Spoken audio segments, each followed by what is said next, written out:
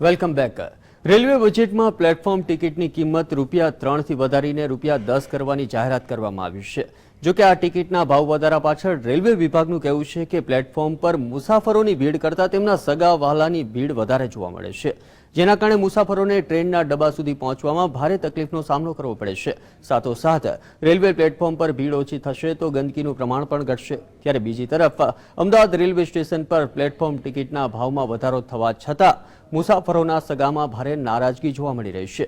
તો કેટલાક મુસાફરો સાથે આવેલા તેમના સગાવાલાઓ પોતાને પ્લેટફોર્મ ટિકિટના ₹10 ન ખર્ચવા પડે તે માટે ₹3 અમદાવાદથી મણિનગર જતી ટ્રેનની ટિકિટ લઈને મુસાફરો ટ્રેનના કોચ સુધી તેમના સગાવાલાને મૂકીને આવે છે. એકદમ ઉઘાડી લૂંટ જ ચલાવી છે આ લોકોએ. 3 બરોબર છે, બિચારા નોર્મલ માણસ ક્યાં જાય ₹10 ભરીને? ખોટું જ છે, બિલકુલ તદ્દન ખોટું છે. એ તો 5 મિનિટ રોકાઈને જતા જ રહેવાના છે ને બધા. આ બધું બંધ કરાવો.